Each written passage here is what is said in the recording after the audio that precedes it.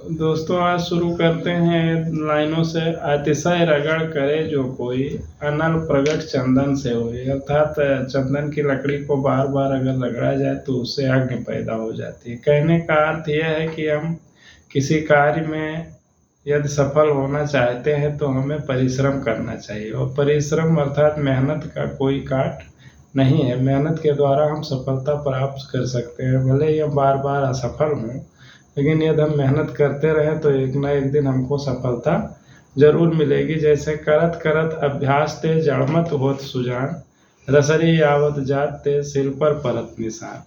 इसमें कहने का अर्थ है कि अभ्यास करने से यदि हम अपना अभ्यास बार बार करते रहें अर्थात परिश्रम करते रहें तो मूर्ख व्यक्ति भी अर्थात कम ज्ञान वाला या कम जानकार व्यक्ति भी अधिक जानकार हो सकता है, ज्ञानी हो सकता है। ऐसा नहीं है कि कम जानते हैं तो हम बार बार अभ्यास करेंगे तो हमें जानकारी नहीं मिलेगी या हम वो चीज़ नहीं जान पाएंगे।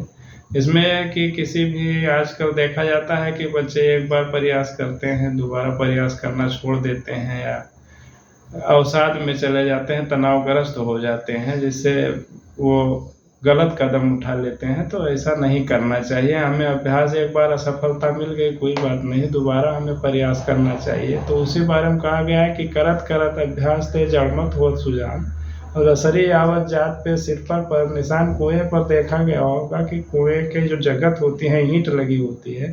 पहले जब बाल्टी से पानी भरे जाते थे तो उस पर रस्सी आते जाते हुए रस्सी वो कट जाता था जगत जो, जबकि रस्सी मुलायम होती थी और ईंट कठोर होता था, लेकिन आते जाते वो ईंट कट जाता था। कहने का अर्थ यह है कि यदि हम बार बार अभ्यास करते रहेंगे तो ऐसा नहीं है कि हमें सफलता नहीं मिलेगी, हमें सफलता जरूर मिलेगी।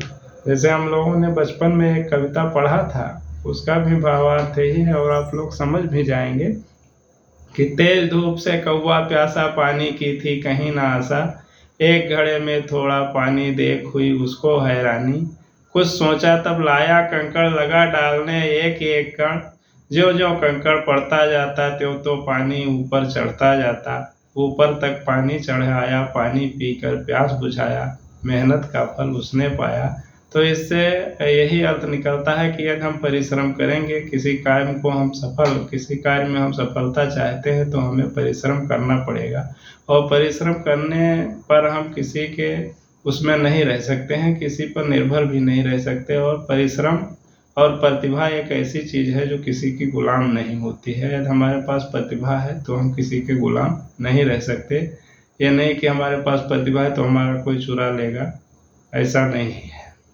तो इसलिए हमें परिश्रम करना चाहिए। एक बार असफलता मिल गई तो दोबारा प्रयास करना चाहिए। कोई भी काम हो, जो भी काम हम कर रहे हैं उसमें हमें बार बार प्रयास करते रहना चाहिए।